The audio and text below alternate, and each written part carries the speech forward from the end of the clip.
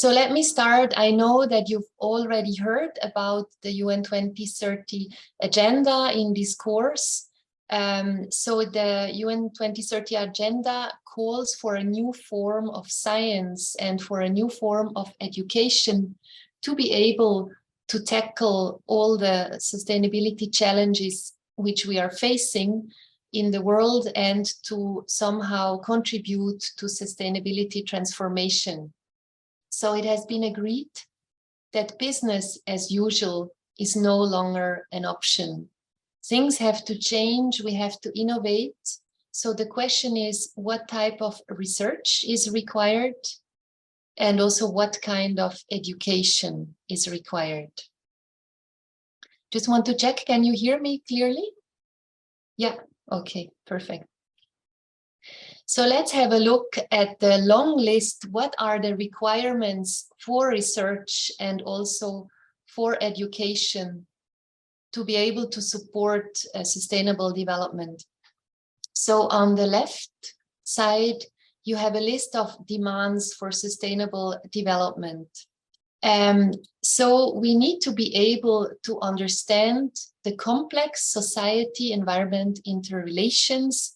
That can be climate change, globalization, growing social economic disparities, etc. So the answer from science or education is we have to work in interdisciplinary context. So we have to go beyond our discipline to be able to understand these complex situations. Then another step is we have to be able to manage these complex society environment interrelations, the so-called wicked problems. And often there is incomplete knowledge, we don't know everything, and there are high dynamics. So for this, the answer from science is transdisciplinary cooperation, meaning we are moving out of the academia, we are reaching out to practitioners on the ground, to government staff, etc. And so through this transdisciplinary cooperation, we are able to manage this complex society environment interrelation. And then obviously we have multiple interactions at all levels. It goes from local, national, regional to global. So to be able to tackle those issues, multi-level stakeholder approaches are key. And then to be able to tackle these phases of acceleration and high dynamism, we really need a new way of thinking. We need flexible research approaches and methods. We need to be innovative and creative. So it's quite a complex list of demands. How can we answer or foster sustainable development? And at the very bottom, you can see we have education that supports sustainable development. And this is the focus of today specifically. So what for innovative teaching, learning, and arrangements can be built that foster knowledge, skills, and attitudes and value development of the students. So I will not really go into depth on sustainable development, as I know you have other sessions about it, but it's seen as a vision and a guiding idea for society as a whole. And this requires action and implementation at different levels. So it's been starting, you can see it on the figure, at the individual level, things have to happen, but then collectively at the local level, and then obviously it goes beyond from the local level to the national, regional, and international level as well. So let me come to the UN 2030 agenda, and there today we are particularly interested in the goal number 4, which I'm sure you are very well aware about it. It's the goal on quality education. So in the UN 2030 agenda, education got a standalone goal, and the aim here is to ensure inclusive and quality education for all. and also to promote lifelong learning. But the education is also included in other targets like health, growth and employment, sustainable consumption.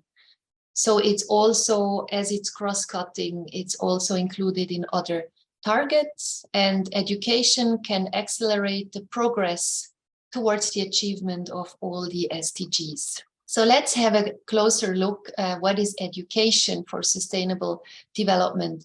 So in goal 4, there is the specific target 4.4, which calls or states by 2030, it ensures that all learners acquire the knowledge, skills needed to promote sustainable development, including, among others, through education for sustainable development. So what is the definition of education for sustainable development? It's the totality of all actions by which people seek to promote the competencies of learners in such a way as to enable them to shape sustainable development.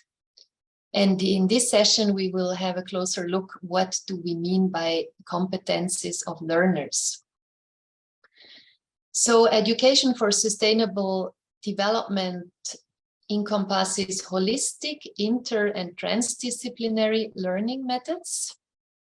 It tries to sensitize people and enable them to shape future development in a responsible way. And it makes innovative contribution to economic, social, ecological, and cultural topics. And it tries to make a positive contribution to society.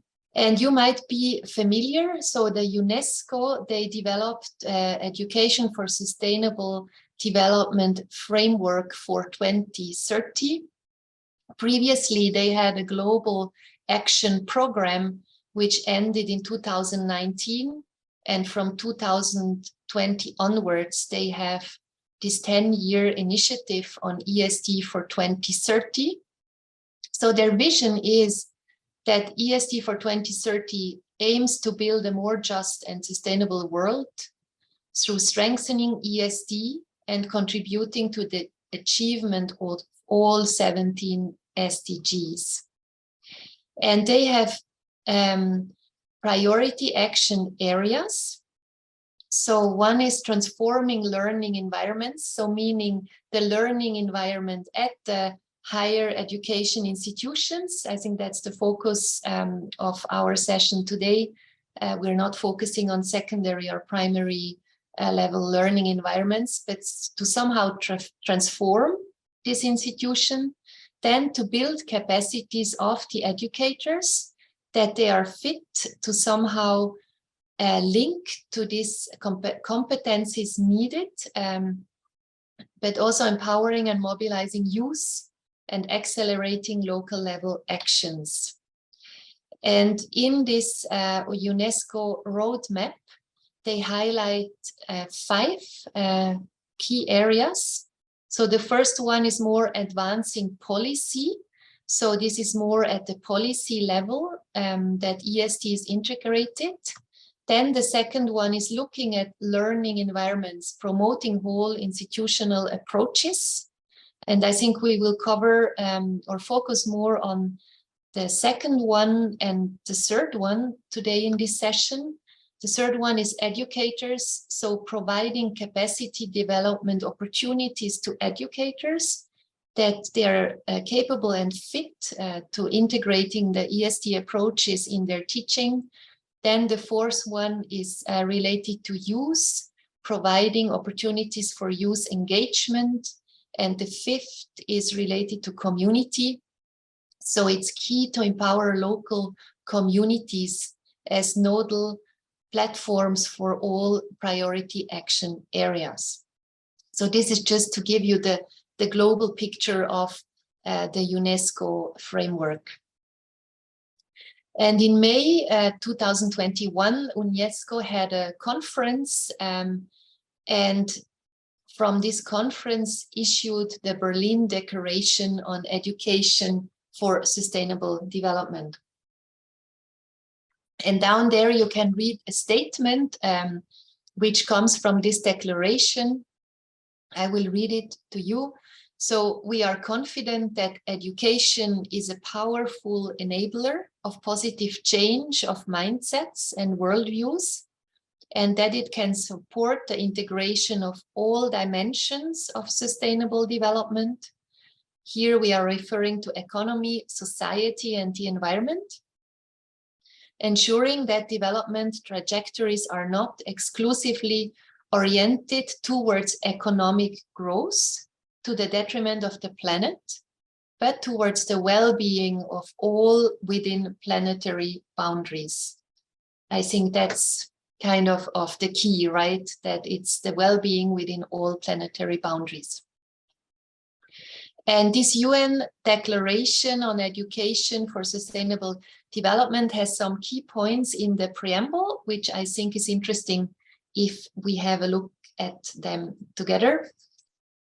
So ESD enables learners to develop their cognitive, kind of the head, the thinking part, but also the non-cognitive skills, such as critical thinking and competencies for collaboration, problem solving, coping with complexity and risks, building resilience, thinking systematically and creatively.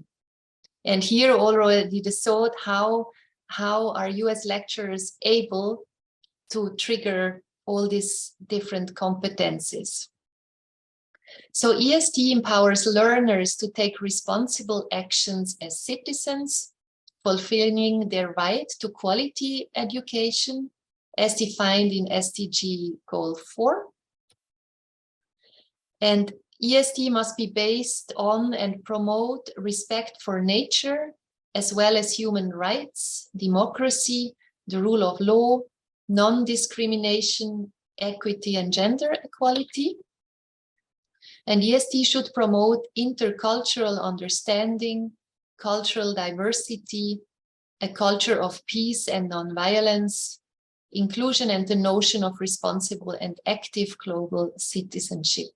And also a key component in this ESD declaration are the dimensions of learning.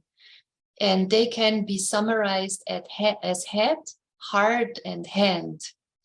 So the head is more the brain, this cognitive learning, where you get all the knowledge to be able to understand sustainability challenges and their complex interlinkages and explore alternative solutions. But then it's also important that we don't forget the heart. Kind of all of us, we have our core values, our attitudes. So it's important to build them also towards sustainability, cultivate empathy and compassion for other people and the planet, and also that there is motivation to lead to change or to transformation. And the third one is the hand, practical action. So in a way, it's important that students in university settings, they don't only learn, let's say, theory, but that they are also able to gain practical skills to be able to then implement them on the ground. So these are the 3 dimensions of learning. So with having heard all of this, the question is now for you or for us, how can we capacitate the young generation to become future change agents? So as I learned, you're all lecturers, I think at higher education institutions, I guess, and the students you're having, once they have their degree, they will go out into professional life and they take different positions. It might be in research, they might become teacher themselves, they might go into politics, they might have a work related to civil society or economy administration. So it's very diverse. So in a way, we have to ask ourselves, what will be the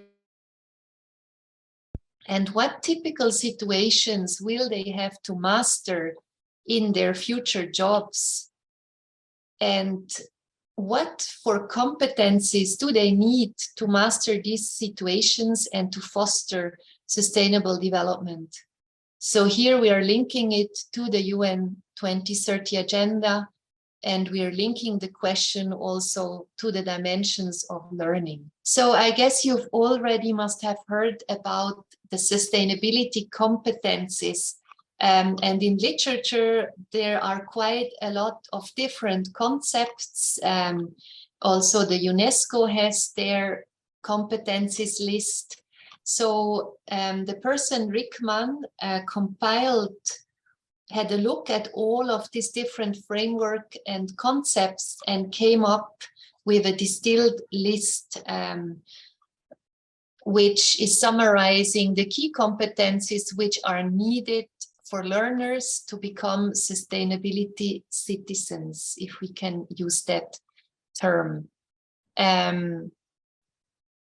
So I will walk you through those different competencies. So the first one is system thinking competency. So the student or learners should be able to recognize and understand relationships, to analyze complex systems, and to perceive the ways in which systems are embedded within different domains and at different scales, and also to deal with uncertainty. I think that's probably one of the biggest challenges we are having, right? There is a lot of uncertainty in all of it. Then another competency is anticipatory action, the ability to understand and evaluate multiple futures, possible, probable, and desirable futures, and to also create own visions for the future. Then the next competency is normative competency. So to have the ability to understand and reflect on the norms and values that underlie one's action, and to negotiate sustainability values, the ability to collectively develop and implement innovative actions that further sustainability at the local level. And let me move to the next slide. Then Rickman summarizes 4 other group of competencies. So the collaboration competency, the ability to learn from others, understand and respect the needs, perspective, and actions of others, also showing empathy. Then we have critical thinking competency, also the ability to question norms, to question practices and opinions, reflect to one's own values, perceptions, and action, and take a position in the sustainability discourse. Then we also have the self-awareness competency, the ability to reflect on one's own role in the local community or in the global society, and continually evaluate and further motivate one's action and deal with one's feelings and desires. And last but not least, to integrate it, to have integrated problem-solving competency. So to have the ability to apply different problem-solving frameworks to complex sustainability problems and to develop viable solutions. So here we have those sustainability competencies in front of us, and maybe some of them sound a little bit abstract, but I think with the text to it, we are able to grasp them. And the question brings us now, how can we organize effective teaching learning arrangements which somehow build some of the required competencies needed for sustainable development? Obviously, we cannot tackle everything in one go, but in higher education programs, it's important to somehow have these different competencies in view when you are organizing your classes or the modules or your study programs. And so education for sustainable development should lead to the development of competencies for action.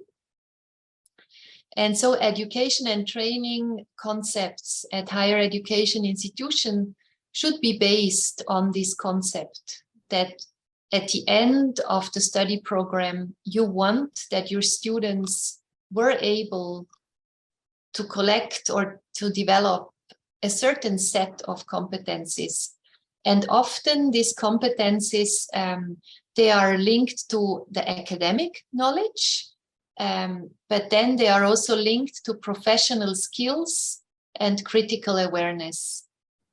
And maybe just to illustrate, so academic knowledge, we refer to all the theories, methods, which are out there, concepts, but then it's important that the students also have some maybe practical sessions, depending on the study field. It can be they have exercises in the lab, or they go out into the city if they analyze specific, let's say, water systems. So that it's not only theory-based, that it's somehow a mix of sessions which enable them to build a broad set of competencies.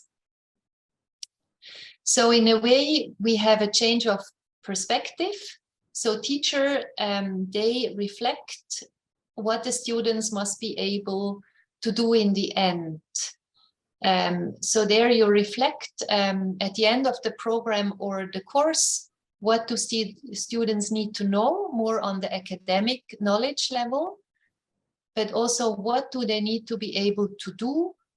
Maybe they need to be able to organize a whole study on a certain topic. So they are able to organize this, to reach out to different actors, to involve them, etc. But then also what should be their attitude and values. And I think a key point that is that relevant knowledge has to be learned in prototypical situations.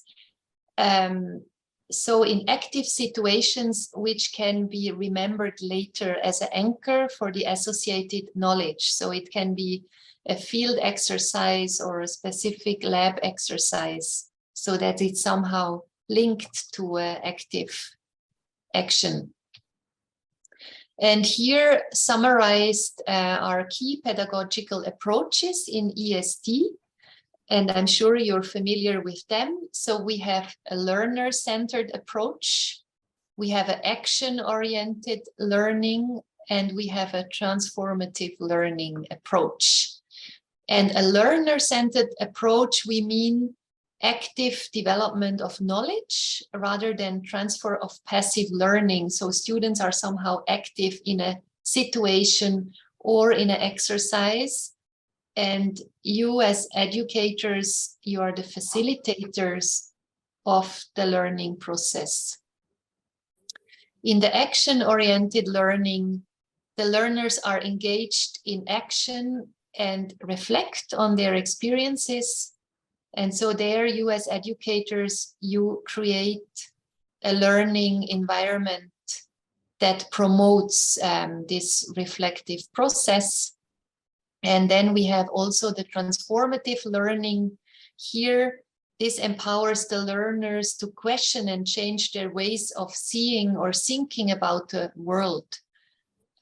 So here you are also the facilitator who challenges maybe the learners in their views.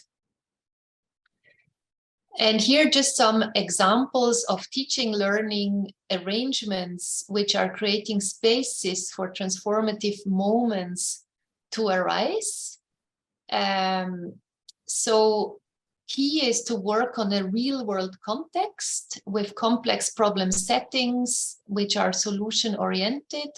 Maybe you have a problem in your city, and depending on your discipline, you can organize a case study where the students go out into the city. For example, it can be the waste problem the city might be having. And so if you expose them to real world context, it might be more inspiring for them.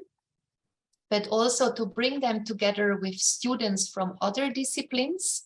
This would be then the interdisciplinary aspects, that students not only stay, let's say, in their own discipline, but are able to learn with other disciplines and also get exposed to other topics, because often in the sustainability context, one discipline alone cannot find the answer. Then also important to enable students to take a more active role. So here we have the student-centered approach. And also interesting to allow students to interact with actors from practice. So enable experiential learning outside of the classroom, including learning through action. And also to focus on jointly developed solutions and motivate for working towards sustainable development, also allows for emotional engagement. And in the learning, we say that there are like different learning zones. So all of us, we are in our comfort zone where we feel comfortable and safe. And the theory says that there has to be a learning, or there is a learning zone. So you have to be put a little bit outside of your comfort zone to be able to be in a good learning environment. But we have to avoid the panic zone. So if a learner, that's not a good zone to be in. So as lecturers, we have to learn also to navigate those different zones. And there is another theory, and I've heard you already discussed about transformative learning, I think also. It's showing a little bit the same like the previous slide, but a little bit differently. So the comfort zone is here, the state 1, where you have maybe your current or old meaning and perspective and beliefs. And there might be a trigger. It can be in studies, but it can also be in personal life or situations which are happening. And then this triggers maybe also related to climate change and all the negative, messages we get. Sometimes probably we need to avoid that students, they really block and get into panic zone. So we have to find ways where the comfortable or the learning zone becomes active. And in this figure, maybe the learner then gets to a new state B, or maybe they stay where they are. So that's then, that depends on the situations. And on another similar aspect are summarized at there are different orders of learning. Here, it's adapted from Sterling et al. They are speaking of 3 different orders of learning. So the first order of learning, you are is conformative, addressing the cognitive dimension. And at this level, the student is learning new things, but they are not really questioning their values and beliefs. And in the second order of learning, it's called reformative. And here, it's already related to the affective dimensions and emotions. And here it's already linking to critically questioning and then adapting beliefs, values, and assumptions which students are having. And the third order is then here we come to the transformative learning. Here we go to a paradigm shift where students are seeing things differently. But I guess that's then quite a tricky one or difficult to get there. That's then really a deeper. So now enough of me talking. So now I summarized a little bit the latest state of the art and the literature related to sustainability competencies. But now I would like that you are able to exchange in the group. And I know you're all teaching, so you all have already made your experiences with the students. So I would like that you share in the group what for pedagogic learning arrangement with your colleagues, also building on what I presented now. And then you can also exchange, do you use similar approaches? And I know you're all from different schools and disciplines, but I think this makes then the exchange also very interesting. And then the second question is, which sustainability competencies are you fostering through those teaching learning arrangements? And I will now just stop this. I will share a link again. And here you have all the information. So just a minute. This is a link on a Google Doc. I hope you're able to open it. And in this Google Doc, you have the list of sustainability competencies I presented. You also have some slides, which we just had a look together. And if you go to slide 8, there you have the task, which you discuss in your groups.